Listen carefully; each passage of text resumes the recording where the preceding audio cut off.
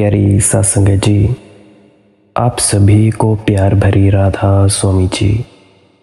सत्संगत जी, आज का सत्संग अत्यंत महत्वपूर्ण है तथा सुनने योग्य है, क्योंकि आज के सत्संग का विषय है कि अपने जो दुख हैं उन दुखों के कारण क्या हैं और हम अपने दुखों को कारण को जानकर छुटकारा कैसे पाएं और शांति हासिल कैसे करें, और हमारी जो आंखें हैं वो कैसी खोली जा सकती हैं, जीवन के सत्यों के प्रति कैसे आंखें खोली जा सकती हैं हमारी। तो मैं फिर से निवेदन करता हूँ, इस सत्संग को पूरा सुनना, नहीं तो आपकी अपनी मर्जी। अगर आप अपनी ज़िंदगी दुखों में ही व्यतीत करना चाहते हैं तो चलिए शुरू करते हैं और जानते हैं कि कैसे आंख खोली जा सके। पहली बात, पहला सूत्र हमेशा याद रखें, अगर दूसरे की शिक्षाओं को पकड़कर आपने जीवन में खोज की, आपकी आंख कभी नहीं खुल सकेगी। आपकी आंख कभी नहीं खुल सकेगी, क्योंकि जीवन के तथ्यों को आप किन्हीं सिद्धांतों की आड़ से देखना शुरू कर देंगे और तभी निष्पक्ष हो जाएंगे। अगर आप क्रोध को देखने गए, हजारों सालों से सिखाया है कि क्रोध बुरा है। अगर आप काम को देखने गए, वासना को देखने गए, सिखाया गया है काम बुरा है। अगर इस बुरेपन के भाव को लेकर गए तो आप देख ना पाएंगे, क्योंकि देखने के लिए अत्यंत निष्पक्ष, बिल्कुल तटस्थ मन चाहिए, बिना किसी जजमेंट वाला। और यह मन तो पक्षपात से भरा हो गया है, और जहाँ पक्षपात है वहाँ देखना असंभव सा है। अगर मैं आपके पास आऊँ ये सोचकर कि ये बहुत बुरे आदमी हैं, तो मैं करीब करीब ये निष्कर्ष लेकर लौट जाऊँगा कि आप बुरे आदमी थे। और एक दूसरा आदमी आए यह निष्कर्ष लेकर पहले से कि आप बहुत भले आदमी हैं, वह करीब करीब निष्कर्ष लेकर लौट जाएगा कि आप बहुत भले आदमी हैं। वह जो खोजने आया था उसे खोज लेगा। जिंदगी बहुत बहुत ही जटिल है, उसमें सब कुछ है, बुरा और भला। उसमें अंधेरा है और उजाला है, उसमें छाया है और उसमें प्रकाश है। और कोई तथ्य ऐसा नहीं है जिसमें कि अंधेरा पक्ष ना हो और प्रकाश से भरा पक्ष ना हो। तो जो व्यक्ति जो पक्ष लेकर जाएगा वह उस तथ्य में से वही बात निकाल लेगा, लेकिन पूरे सत्य से वह कभी परिचित नहीं हो पाएगा। पूरे सत्य से वही परिचित हो सकता है जो अत्यंत निष्पक्ष मन लेकर जीवन के तथ्यों का निरीक्षण करता है। तो क्रोध का निरीक्षण करें, लड़े नहीं, भोग ना करें। क्रोध आ जाए तो क्रोध में डूब ना जाएं, और क्रोध आ जाए तो राम राम जप कर उससे बचने की कोशिश ना करें। क्रोध आ जाए तो उसका निरीक्षण करें, स्वागत करें। जीवन ने एक तथ्य भेजा है, उसको जाने और पहचाने। एक फकीर था, मरते वक्त उससे किसी ने पूछा कि तुम्हारे जीवन में सबसे बड़ी घटना कौन सी घटी। उस फकीर ने कहा कि मेरा पिता मर रहे थे और उन्होंने मुझे अपने पास बुलाया। तब मैं केवल 13 वर्ष का था और उन्होंने मेरे कान में कहा कि देख बेटे, मेरे पास तुझे देने को कुछ भी नहीं है। कोई संपदा मैंने इकट्ठी नहीं की, क्योंकि मैंने पाया कोई भी संपदा वस्तुतः संपदा नहीं है, इसीलिए मेरे पास तुझे देने को कुछ भी नहीं है। लेकिन फिर भी एक बात जिसके द्वारा मैं धीरे धीरे फकीर रहते हुए भी बादशाह हो गया, एक बात जिसके द्वारा मेरे पास कुछ भी नहीं था फिर भी सब कुछ था, इस बात की जिससे मेरे लिए और मेरे पीछे और मुझे देखकर बादशाहों को भी जलन जागने लगी, वह बात मैं तुझसे कह दूं। शायद तुझे स्मरण रह जाए, शायद कभी तेरे वक्त बेवक्त काम आ जाए। तो उस युवक ने उनसे पूछा कि वह कौन सी बात है। तो उसके पिता ने मरते हुए पिता से कहा था, उसने ये कहा था कि जब तक भी तेरे जीवन में कोई तथ्य आए, क्रोध, काम वासना, कोई भी बात तेरे जीवन में आए, तू उसे मेहमान की तरह जानकर स्वागत करना, अतिथि की तरह जानकर स्वागत करना, ना तो एकदम उसके प्रभाव में डूबकर खुद को भूल जाना और ना उससे आंखें चुराना। स्वागत करना घर आए अतिथि का अत्यंत प्रेम से और निरीक्षण करना बहुत गहरा क्या क्या उसमें छिपा है। उस युवक ने जीवन भर इसका प्रयोग किया। मरते समय वह भी अपने मित्रों से कह सका कि अगर मुझे यह सूत्र न मिला होता तो मेरा जीवन पानी में खिंची हुई लकीरों की भांति व्यर्थ हो जाता, लेकिन मैंने जीवन के एक एक तथ्य का अत्यंत धैर्यपूर्वक स्वागत किया, निरीक्षण किया, ऑब्जर्वेशन किया, देखा और मैं हैरान हो गया। मैंने पाया कि उन सभी तथ्यों के निरीक्षण करते ही करते उन तथ्यों में जो भी अशुभ था वह विलीन हो गया और जो शुभ था वह शेष रह गया। क्रोध के भीतर भी कुछ है, क्रोध के भीतर भी कुछ है जो बच जाए, क्रोध के भीतर भी कुछ है जो बच ही जाना चाहिए। जिस व्यक्ति में क्रोध न हो उसमें कोई तेज ही नहीं होता, उसमें कोई तेजस्विता नहीं होती, उसके भीतर कोई पोटेंशियल, कोई इम्पोर्टेंस नहीं होती। वह नपुंसक होता है, इम्पोर्टेंट होता है। उसके भीतर कोई बल नहीं होता, उसके भीतर कोई ओज नहीं होता। क्रोध में भी कुछ है, लेकिन जिसके भीतर क्रोध होता है हम देखते हैं वह तो नरक हो गया। हम देखते हैं वह तो आग में जल रहा है और तड़फ रहा है। आग में घर में दिया भी जलाया जा सकता है और घर में आग भी लगाई जा सकती है। इससे आग ना तो बुरी हो जाती है, ना कि उससे आग लग जाती है और घर जल जाता है, लेकिन उससे दिया भी जलाया जा सकता है और अंधेरे में प्रकाश भी किया जा सकता है। आग में कुछ है जो बचाया जा सकता है, आग में कुछ है जो छोड़ा जा सकता है। ठीक ठीक क्रोध में भी कुछ है, काम में भी कुछ है। जिस व्यक्ति में काम ही ना हो, जिस व्यक्ति के भीतर काम वासना ना हो, उस व्यक्ति से कुछ भी क्रिएट नहीं होता, रचना नहीं होती, सृजन नहीं होता उससे। अब तक दुनिया में उन लोगों ने जिनके भीतर कोई काम की वासना नहीं थी बचपन से, उनके भीतर कोई सृजन पैदा नहीं हुआ, ना उनसे गीत पैदा हुआ, ना उनसे एक संगीत की लहर जन्मी, ना उन्होंने एक चित्र बनाया, ना उन्होंने एक गांव बसाया, ना उन्होंने बगीचे लगाए और फूल पैदा किए। उनसे कुछ भी नहीं हुआ। जीवन में जो भी सृजनशील है, जो भी क्रिएटिव है, वह काम का हिस्सा है। लेकिन हम तो देखते हैं एक आदमी काम के जीवन में पड़ जाता है तो उसका जीवन सिवाय दुख और पीड़ा के और गलानी के और शक्तिहीनता के कहीं भी नहीं जाता। जरूर काम के भीतर जो भी अशुभ है वही पकड़ लिया जाता है और जो शुभ है वह छूट जाता है। शुभ को खोजने के लिए बहुत ही पैनी आंख चाहिए। और स्मरण रखें, एक छोटे से बीज को प्रकृति छिपाती है जो सख्त खोल में छिपा देती है। सख्त खोल ऊपर चढ़ा देती है, भीतर बीज को छिपा देती है। अगर हम सख्त खोल से ही डरकर वापस लौट आएं तो फिर बीज कभी बोया नहीं जाएगा। लेकिन हम जानते हैं सख्त खोल बीज की दुश्मन नहीं है, बल्कि बीज की सुरक्षा है। बीज को डालें खेत में, जमीन में, सख्त खोल गल जाएगी और टूट जाएगी और अंकुर निकल आएंगे। उन कोमल अंकुरों की सुरक्षा के लिए सख्त खोल थी। मनुष्य के जीवन में जिसे भी हम बुरा कहते हैं, मैं बुरा नहीं कहता, मैं कहता हूँ वह सख्त खोल की तरह है। उसके भीतर बड़े कोमल अंकुर छिपे हुए हैं। जो आदमी क्रोधी होता है, अगर किसी भी दिन क्रोध की शक्ति से पूरी तरह परिचित हो जाए, वही क्षमावान हो जाता है। क्रोध के भीतर क्षमा छिपी है। और जिस आदमी के जीवन में क्रोध नहीं है, उसके जीवन में क्षमा, माफ़ी कभी नहीं होती।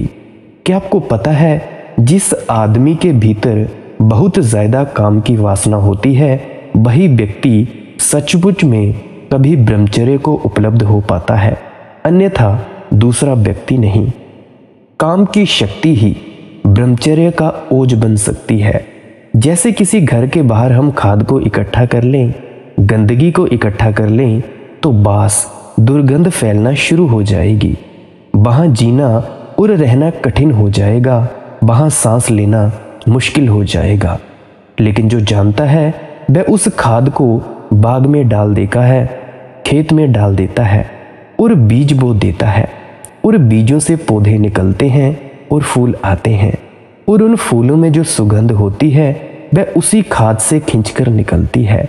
वह उसी का ट्रांसफॉर्मेशन है, वह उसी का रूपांतरण है। खाद के दुश्मन न बन जाएं, खाद के उपयोग करने वाले बने। खाद के गुलाम न बन जाएं, खाद के मालिक बने। जीवन में जो भी वासनाएं हैं वे सारी की सारी वासनाएं खाद बन सकती हैं आत्मा के फूलों के लिए। लेकिन जो उनसे लड़ता है वह कैसे उन्हें खाद बना पाएगा? और जो उनमें डूब जाता है वह दुर्गंध में डूब जाता है, और जो उनसे भागता है वह सुगंध से वंचित रह जाता है। समझ ले, फिर से दोहराता हूँ, जो खाद में डूब जाता है वह दुर्गंध में डूब जाता है, और जो खाद से भागने लगता है वह सुगंध से वंचित रह जाता है। जो खाद का उपयोग करता है और खाद को रूपांतरित करता है वह दुर्गंध से मुक्त होता है और सुगंध को उपलब्ध होता है। जीवन का भी सूत्र यही है। जीवन में जो भी है परमात्मा के जीवन में वह जो भी मिला है प्रकृति से वह सब छिपा हुआ सौभाग्य है। उससे घबराए ना, उससे भागे ना, उसमें डूब भी ना जाए। तो फिर क्या करें? उसका निरीक्षण करें, उसके साक्षी बने, उसका ऑब्जर्वेशन करें, उसे देखें, पहचानें, उसे सब तरफ से खोजें और उससे परिचित हों। उससे कुछ भी अपरिचित ना रह जाए। जिस दिन क्रोध को कोई पूरा जान लेता है क्रोध से मुक्त हो जाता है। लेकिन क्रोध का जो तेज था, जो वीर्य था, क्रोध का जो ओज था वह उसमें बच रहता है। वह निर्वीर्य नहीं हो सकता, कभी नहीं होता। जो काम को पूरी तरह समझ लेता है, सब तरफ से उसे खोजता है, देखता है, निरीक्षण करता है, बारीक से बारीक उसके पहलू में प्रवेश करता है, सूक्ष्म से सूक्ष्म उसको पहचानता है, वह काम से मुक्त हो जाता है। उसी के भीतर ब्रह्मचर्य का जन्म होता है। उसी के भीतर वह सारी शक्ति दिव्य ऊर्जा में बदल जाती है। तो मैं आपसे निवेदन करूं, तीसरा है मार्ग, ना तो भोग का ना दमन का, वर्ण रूपांतरण का, ट्रांसफॉर्मेशन का। और रूपांतरण होता है निरीक्षण से, ऑब्जर्वेशन से। क्या आपको ख्याल है, क्या आपको पता है कि जैसे ही हम चीज़ों को देखना शुरू करते हैं एक बुनियादी अंतर शुरू हो जाता है। जीवन में एक बुनियादी अंतर शुरू हो जाता है। क्या ये संभव है कि एक मकान में आप हों और आपको दिखाई पड़ता हो कि सामने दरवाज़ा है, फिर भी क्या आप दीवार से निकल सकेंगे? नहीं निकल सकेंगे। दरवाज़ा जिसे दिखाई पड़ता है वह दीवार से कैसे निकलेगा? वह तो दरवाजे से निकल जाता है, दीवार से नहीं निकलता। अगर कोई दीवार से टकराता हो तो जानना चाहिए उसकी आंख खुली हुई नहीं है, इसीलिए टकराता है। जीवन में जो भी अनीति है वह आंख के बंद होने के कारण है। दुनिया में कोई बुरा आदमी नहीं है, दुनिया में कोई भला आदमी नहीं है। दुनिया में ऐसे लोग हैं जिनकी आंखें बंद हैं और ऐसे लोग हैं जिनकी आंखें खुली हैं। खुली आंखों वाले लोग हैं और बंद आंखों वाले लोग हैं। आंख जिसकी भी खुल जाए उससे बुराई असंभव हो जाती है। आंख जिसकी खुल जाए वह दरवाजे से निकलता है, दीवारों से नहीं टकराता। हम टकराते हैं, इसका एक ही अर्थ है कि आंखें हमारी बंद हैं। और बंद आंखों वाला भागने लगे तो कोई हल होने वाला है क्या? कोई हल हो सकता है उसका? आंख खुलेगी तो हल होगा, भागने से कोई हल होने वाला नहीं। अभी इस दीवार से टकराते थे, भागेंगे तो दूसरी दीवारों से टकराएंगे, द्वार कैसे मिल जाएगा? भागने वाला आदमी द्वार को कैसे पा सकता है? अभी एक दीवार से टकराता था, भागेगा दूसरी दीवारों से टकराएगा, लेकिन दरवाज़ा खोजने के लिए ना तो भागने की ज़रूरत है, ना अंधे की भांति टकराने की ज़रूरत है, आंख खोलने की ज़रूरत है। जीवन के प्रति आंख खोलने की ज़रूरत है, और हमारी आंखें सच में ही करीब करीब बंद है। हम जीवन के किसी तथ्य को ना तो देखते हैं ना खोजते हैं। कभी आपने अपने क्रोध को खोजा? हिंदुस्तान से एक फकीर कोई 1500 वर्ष बहुत हुए चीन गया। वहाँ का एक बहुत बड़ा बादशाह उससे मिलने आया, और उस बादशाह ने कहा, मैंने सुना है कि तुम किसी का भी मन शांत कर देते हो। उस फकीर ने कहा कि बिल्कुल, यही हमारा धंधा है, लोगों का मन शांत कर देना। तुम्हें मन शांत करवाना है? वह राजा बहुत हैरान हुआ। बहुत फकीरों से मिला था, वे शांति की बातें समझाते थे, कहते थे ऐसा करो वैसा करो तो शांत हो जाओगे। ये अजीब आदमी है। उसने कहा कि तुम्हें मन शांत करवाना है, अगर करवाना हो तो सुबह 4 बजे आ जाओ, जरा जल्दी आ जाना, कोई दूसरे लोग ना आ जाएं, तो मैं तुम्हारा पहले ही शांत कर दूंगा। तो वह राजा संदिग्ध हुआ मन में कि ऐसी कोई आसान बात है क्या, किसी का मन शांत कर देना? ये कोई मशीन है क्या कोई ठीक कर दे? लेकिन फिर भी उसने सोचा कि एक मौका तो देना चाहिए इस फकीर को भी। दिखता तो पागल है, क्योंकि इसकी बात में कोई समझ तो मालूम होती नहीं। अब तक किसी ने यह कहा ही नहीं। वह सीढ़ियां उतरने लगा फकीर उन मंदिरों की जिसमें फकीर ठहरा था। बीच में फकीर ने चिल्लाकर कहा कि सुनो, कल आओ तो ख्याल से अपने अशांत मन को साथ लेना ना, नहीं तो हम शांत क्या करेंगे। राजा और हैरान हुआ कि जब मैं आऊँगा तो मन तो मेरे साथ ही होगा।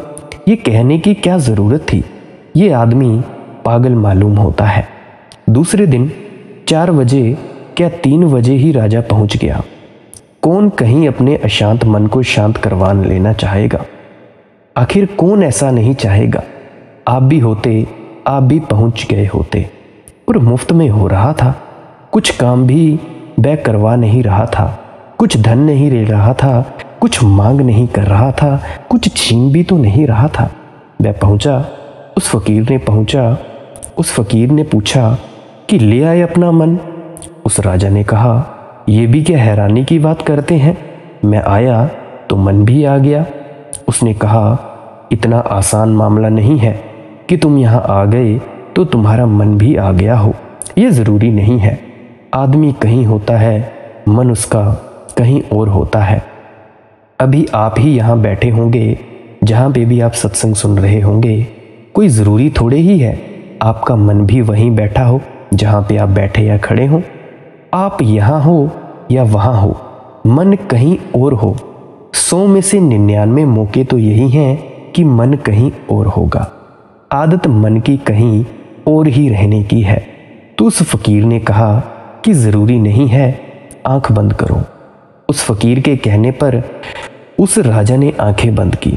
उस फकीर ने कहा कि मैं तो ये देखता हूँ कि तुम एक चमार की दुकान पर खड़े हुए हो। सच बात थी, वह रात भर से सोच रहा था। उसके जूते खराब हो गए थे और वह सोच रहा था कि एक चमार के यहाँ सुबह से जाकर जूते खरीद कर लिए जाएं। तो वह आ तो गया था फकीर के यहाँ। मन की शांति उतनी मूल्यवान भी कहाँ है।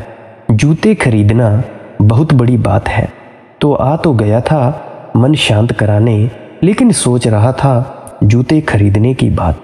उस फकीर ने कहा कि मैं तो देखता हूँ तुम जूते खरीद रहे हो एक दुकान पर। अभी दुकान भी नहीं खुली है और तुम पहुँच गए, और अभी चमार उठा भी नहीं और आप हाजिर हैं। राजा घबराया, बहुत ज़्यादा घबराया। उसने कहा कि आप कहते तो ठीक हैं, मेरा मन तो वहीं चला गया था। उसने कहा, इसलिए मैंने कहा था कि तुम मन ले आना। अब तुम मन ले आओ, आंख बंद करो, मन यहाँ आने दो और खोजो मन के भीतर कि अशांति कहाँ है। और जैसे ही अशांति पकड़ में आ जाए तो मुझे बता दो, मैं उसे हमेशा के लिए ख़त्म कर दूंगा। उस राजा ने आंखें बंद की उस निपट सन्नाटे में सुबह वहां और कोई भी ना था। रात थी, अभी तो गहरी अंधेरा था और वह फकीर अद्भुत सामने बैठा था और वह डंडा हाथ में लिए था। और उसने कहा कि जैसे ही तुमने बताया कि यहाँ अशांत है तो मैं उसे डंडे से बिल्कुल ठीक ही कर दूंगा। पागल आदमी से पाला पड़ गया था उसका। वो राजा डरा हुआ आंख बंद करके भीतर खोजने लगा कि अशांति कहाँ है। वह जैसे जैसे खोजने लगा वहाँ कोई अशांति पकड़ में आती भी नहीं थी। कोई आधा घंटा यह चला होगा। उस फकीर ने डंडे से उसको धक्का दिया और कहा, बहुत देर लगा रहे हो, पकड़ो, कहाँ है अशांत मन। उसने कहा, मैं बहुत मुश्किल में पड़ गया हूँ, मैं उसे खोजने जाता हूँ, वह मिलता नहीं। उस फकीर ने कहा कि जाओ, मैंने मन शांत कर दिया और तुम्हें सूत्र कह देता हूँ, अशांति को खोजना, अशांति विलीन हो जाएगी। अभी तुम खोजते हो, मिलती नहीं। तुम जिस चीज के प्रति भीतर जाग जाओगे और खोजने लगोगे वह गायब हो जाएगी, क्योंकि जागे हुए आदमी का मन दिए की ज्योति की तरह होता है। अगर आपके घर में अंधेरा हो और मैं आपसे कहूँ कि एक दिया जलाकर खोजें कि अंधेरा कहाँ है, तो किस कोने में आप दिया लेकर जाएंगे, वहीं से अंधेरा विलीन हो जाएगा। आप कभी दिया लेकर अंधेरे को खोज नहीं सकते। अभी तक सूरज इतने दिनों से रोज सांझ सुबह डूबता निकलता है, खोज रहा है, अभी तक मिल पाया, कभी नहीं मिल पाया अंधेरे से। अभी तक सूरज खोज नहीं पाया कि अंधेरा कहाँ है। वह जहाँ मौजूद होता है वहीं अंधेरा विलीन हो जाता है। ज्ञान ने अब तक कोई अंधेरा नहीं जाना है भीतर। खुली आँख भीतर कोई अंधेरा नहीं जानती, कोई पाप नहीं जानती। तो आंखें खोलें और भीतर खोजें कि कहाँ है क्रोध, और जब क्रोध उठे तो उसका निरीक्षण करें, और जब वासना मन को पकड़े तो उसका निरीक्षण करें। देखें, खोजें, पहचानें। दो खुली आंखों को भीतर ले जाएं। हमारी आंखें सारी दुनिया को देखती हैं, पड़ोसी को देखती हैं, दूर दुनिया में रहने वाले आदमी को देखती हैं, लेकिन खुद को देखने के लिए हमारी दो आंखें बिल्कुल काम में हम नहीं लाते। सारी दुनिया को देखना चाहते हैं, सारी दुनिया के आलोचक बनना चाहते हैं। आलोचक का मतलब जिसने अपनी आंखें दूसरे पर जोर से जमा दी। लोचन का मतलब होता है आंख, आलोचक का मतलब होता है जोर से आंख किसी पर लगा दे। ऐसे आदमी को हम लुच्चा भी कहते हैं। लुच्चे का मतलब भी यही होता है कि कोई जोर से किसी पर आंख गड़ा दे। उसको हम कहते हैं बहुत बद्धे ढंग से देख रहा है। आलोचक और लुच्चे एक ही जैसे होते हैं, कोई फर्क नहीं होता। दूसरे को गौर से देखना, लेकिन एक और तरह का जीवन भी होता है, खुद को ही बहुत गौर से देखना। जितनी तीव्रता से हम खुद को देखने लगें और खुद के जीवन की वृत्तियों का निरीक्षण और खोज करने लगें, उतना ही आप हैरान हो जाएंगे। एक बहुत अद्भुत सूत्र का जन्म होगा। दिखाई पड़ेगा कि जैसे ही देखना शुरू किया, जो जो व्यर्थ था वह क्षीण होने लगा, जो जो सार्थक था वह उभरने लगा, जो जो विसंगीत था वह विदा होने लगा, जो जो संगीत था उसकी ध्वनियाँ आने लगीं, जो जो दुर्गंध थी वह जाने लगी, जो जो सुगंध थी उसके फूल खिलने लगे। मनुष्य की आत्मा में बहुत है, बहुत। उसे हम बाहर से भरना चाहते हैं। हम पागल हैं, इसीलिए वह कभी बाहर से भर नहीं सकती। भर सकती है केवल अंदर से, लेकिन भीतर अभी बीज पड़े हैं। उन बीजों को अगर हम फूल बना सकें तो भीतर एक बगिया बन जाए और भीतर सब भर जाए। लेकिन उन बीजों को हम फूल नहीं बना पाएंगे, क्योंकि जिसने कभी अपने भीतर जाकर देखा भी ना हो, वह अपने भीतर के बीजों को कैसे खोजेगा? वह उस खजाने को कैसे खोजेगा जिसके ऊपर ही बैठा हुआ है? एक गांव में एक भिखमंगा मरा। वह 30 वर्ष में एक ही जगह बैठकर भीख मांग रहा था। उसने बहुत भीख मांगी थी, लेकिन भीख मांगने से कहीं कुछ होता है? भीख मांगने से कभी कोई समृद्ध होता है? वह भी समृद्ध नहीं हुआ था, मर गया। एक ही जगह बैठा रहा था अपने गंदे कपड़े फैलाए हुए। तो मोहल्ले के लोगों ने सोचा उसको तो दफनाएं, उसके कपड़े को जलवाएं, और उन्होंने सोचा कि 30 वर्ष तक ये भिखमंगा यहाँ उपद्रव करता रहा, बैठा गंदगी फैलाता रहा, तो इस ज़मीन को भी थोड़ा बहुत खोदकर हटा दें और दूसरा मिट्टी लाकर इस पर डाल दें। तो उन्होंने 1-1 फीट 4-6 फीट का हिस्सा ज़मीन खोदी। खोदते ही वे हैरान रह गए। उस 1 फीट नीचे ही बहुत बड़ा खजाना गड़ा हुआ था और वह भिखमंगा 30 साल उसी ज़मीन पर, उसी खजाने पर बैठा भीख मांगता रहा, लेकिन उसने कभी ज़मीन ही न खोदी जिस पर वह बैठा हुआ था। और हम में से भी मुश्किल से कभी कोई उस ज़मीन को खोदता है जिस पर हम बैठे हुए हैं, और वहाँ निश्चित खजाने हैं। उन्हीं खजानों को तो कोई क्राइस्ट पा लेता है, कोई मोहम्मद, कोई कृष्ण, कोई महाराज चरण सिंह, कोई राम, कोई बुद्ध, कोई महावीर। उसी खजाने को पाकर नाच उठता है आनंद से, समृद्ध हो जाता है, मालिक हो जाता है। और हम उसी खजाने पर बैठे हैं, भिक्षा पात्र लिए भीख मांगते रहते हैं। और 30 साल बाद, जब 30 साल के अभ्यास से हम खूब बड़े भारी भिखामंगे हो जाते हैं और मरते हैं, तो हमारे मरने के बाद दूसरे लोग ज़मीन साफ करने के लिए और हमको हटाने के लिए इंतज़ाम करेंगे। लेकिन हम खुद कभी भी इस ख्याल से नहीं भरते कि जब मैं पैदा हुआ हूँ और मेरे भीतर जीवन इतनी लहरें ले रहा है और मेरे भीतर प्राण थिरक रहे हैं और मेरे भीतर एक चेतना है, एक होश है, एक आत्मा है, मैं जीवित हूँ, जीवंत हूँ। जब मेरे भीतर जीवन की लहरें ले रहा है, तो कहीं इस जीवन के लहरें लेते हुए व्यक्तित्व के पीछे ही कोई सागर तो नहीं छिपा, कोई खजाना तो नहीं छिपा। मैं वहाँ जाऊँ और खोजूँ, मैं वहाँ पहुँचूँ और जागूँ, तो शायद खजाना 1 फीट से ज़्यादा दूर नहीं है। एक छोटी सी कहानी और मैं अपनी चर्चा को पूरा करूँगा। खजाना बहुत निकट है उनके लिए जो आंखें खोलते हैं और उस ज़मीन को खोदते हैं जिस पर खड़े हैं। क्रोध पर आप खड़े हैं, काम पर आप खड़े हैं, शत्रुता पर आप खड़े हैं, घृणा पर आप खड़े हैं, द्वेष पर आप खड़े हैं। इस सब को खोदें। यही ज़मीन है जिस पर आप खड़े हैं, जिस पर कोई भी खड़ा है। इसको खोदें। हो सकता है बहुत ही थोड़ी गहराई पर खजाने मिल जाएं। क्लोरिडो का नाम सुना होगा आपने। वहाँ जब सबसे पहले आज से कुछ वर्षों पूर्व सोने की खदानें मिली, तो वहाँ एक बड़ी अद्भुत घटना हुई। वहाँ एक घटना हुई, फ्लोरिडा में सोने की खदानें मिली थी। लोग ज़मीनें खरीद रहे थे फ्लोरिडा में, और जो थोड़ी बहुत सी ज़मीनें खरीद लेता था वही अरबपति और धनपति हो जाता था। ऐसा सोना उगल रही थी ज़मीन।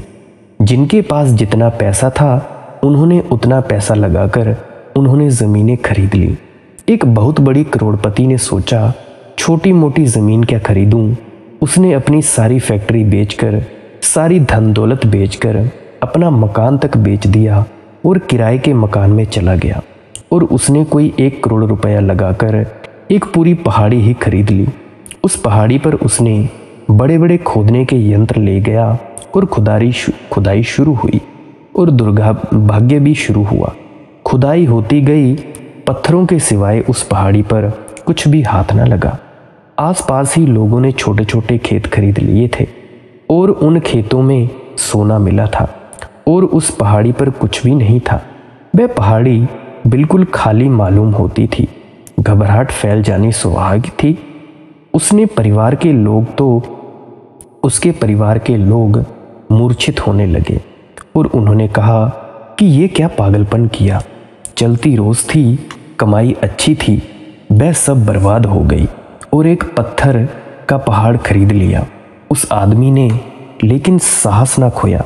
वह खुदाई करता ही गया और करता ही गया, लेकिन सारे घर के लोग उसे पागल कहने लगे। घर में खाने पीने तक की मुश्किल हो गई। उस पहाड़ से कुछ भी नहीं निकल रहा था सिवाय पत्थरों के। मजदूरों को पैसा चुकाना भी मुश्किल हो गया था और जो यंत्र पहाड़ पर चढ़ाए थे उन्हें उतारने के लायक पैसे भी उनके पास नहीं थे। उसने विज्ञापन किया कि मैं अपने पूरे पहाड़ को और यंत्रों को बेचना चाहता हूँ और उसने 2 करोड़ रुपए दाम रखा। उसने घर के लोगों ने, उसके मित्रों ने कहा कि तुम क्या पागल हुए हो? तुम्हारे दुर्भाग्य और दुर्घटना की खबर सारे मुल्क में पहुंच गई है। कौन इसे खरीदेगा? अब मुश्किल है कि कोई पागल इस चक्कर में फंस जाए जिसमें तुम फंसे। उस आदमी ने कहा, ऐसा मत सोचो, मुझसे भी बड़ा कोई पागल हो सकता है। और एक ही आदमी मिल गया जो उसे 2 करोड़ में खरीदने को राजी हो गया। उसके घर में लोगों ने कहा कि तुम आंखें रहते हुए क्या अंधापन कर रहे हो? एक आदमी डूबकर टकराकर मर गया उसी पहाड़ से और तुम भी वही कर रहे हो। उस आदमी ने कहा, हो सकता है एक ही हाथ खोदूं और सोने की खदान आ जाए। जहां तक खोदा गया वहां तक सोना नहीं है, ये जाहिर है, लेकिन उससे आगे नहीं है, ये किसने कहा? निश्चित ही लोगों ने कहा, तुम्हारा दिमाग बहुत खराब है, अपने हाथ से मुश्किल में पड़ते हो। उसने वह पहाड़ खरीद लिया और आश्चर्य की बात है, 1 ही फीट के बाद खदान शुरू हो गई। वह 1 ही फीट के बाद खदान है। फ्लोरिडो मत जाइए, जिस ज़मीन पर आप बसते हैं वहीं खोद डालिए।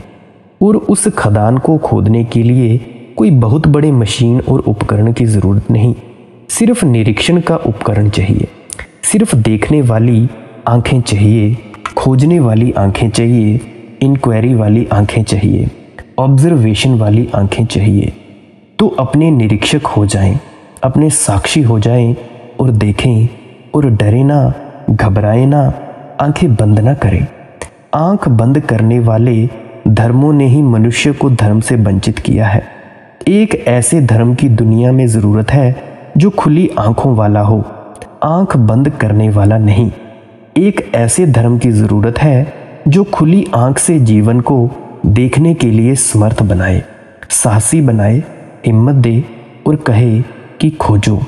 हर एक व्यक्ति एक अद्भुत खदान है, लेकिन जो खोजता ही नहीं उसके हाथ में पत्थरों के सिवाय कुछ भी नहीं पड़ता, और जो खोजता है उसे सोने की खदानें निश्चित उपलब्ध हो जाती हैं। अगर एक भी मनुष्य को मनुष्य जाति में कभी अपने भीतर स्वर्ण की खदानें मिली हैं तो हर एक दूसरे मनुष्य को मिल सकती हैं, क्योंकि कोई एक मनुष्य दूसरे मनुष्य से बहुत अलग नहीं है। हम अपने पाप में भी समान हैं, हम अपने भीतर परमात्मा में भी समान हैं। स्मरण रखें, हम अपने पापों में भी समान हैं तो हम अपने परमात्मा में भी समान हैं। एक और छोटी कहानी मैं कहूँ, फिर अपनी चर्चा पूरी करूँ। एक चर्च में एक पादरी ने एक संध्या अपने सुनने वालों से कहा कि कुछ ज़रूरत पड़ गई है चर्च को, कुछ थोड़े से धन की ज़रूरत है और मैं चाहता हूँ कि सब लोग कुछ दान करें। अभी जब सभा पूरी होगी तो मैं अपनी टोपी घुमाऊंगा, तो हर कोई कुछ ना कुछ दान ज़रूर दे। और एक बात भी स्मरण रखें, उसने आखिर में कहा कि एक ऐसा भी आदमी यहाँ बैठा हुआ है, कोई 20 आदमी वहाँ बैठे हुए थे। एक ऐसा भी आदमी बैठा हुआ है जो किसी दूसरे की पराये की स्त्री से प्रेम करता है। उस स्त्री ने ही आकर मुझे कहा है तो मैं उसे याद दिला दूं कि वह आदमी कम से कम $1 ज़रूर दे जाए, नहीं तो मैं सबके सामने उसका नाम, उसकी पोल खोल दूंगा। उस दिन उस टोपी में $19 पड़े और एक आदमी जिसने डॉलर नहीं डाला उसने थोड़े फुटकर पैसे डाले और साथ में चिट्ठी डाली कि कृपा करके नाम ना खोलिए, रात तक पूरे पैसे पहुंचा दूंगा। हम अपने पापों में समान हैं, हम अपने क्रोध में, अपनी जलन में समान हैं, हम अपनी बेईमानी में, हम अपने धोखों में समान हैं, हम अपने अंधकार में समान हैं। लेकिन इससे घबराए ना, इससे ही सबूत मिलता है कि अगर हमारे भीतर परमात्मा भी होगा तो हम उसमें भी समान होंगे। और अगर कृष्ण के भीतर मिल सकता है, बुद्ध महावीर के भीतर मिल सकता है, महाराज चरण सिंह या महाराज गुरिंदर सिंह के भीतर मिल सकता है तो घबराए ना। पापों में हम महावीर और बुद्ध के समान हैं तो परमात्मा में भी हम अन्य और भिन्न नहीं हो सकते। वहाँ भी हम समान होंगे, वहाँ भी हम समान हैं। सबके भीतर बैठा है कुछ जो आंखें खुलते ही उपलब्ध हो सकता है। उस तरफ थोड़ी चेष्टा करें, उस तरफ थोड़ा प्रयास करें, उस तरफ भीतर किसी संकल्प को घनीभूत होने दें, उस तरफ कोई जीवन में जिज्ञासा और अभीप्सा बनने दें। और स्मरण रखें, संसार की दिशा में कोई कितना ही प्रयत्न करे सफल नहीं हो सकता, क्योंकि वह दिशा भीतर को भरने में असमर्थ है।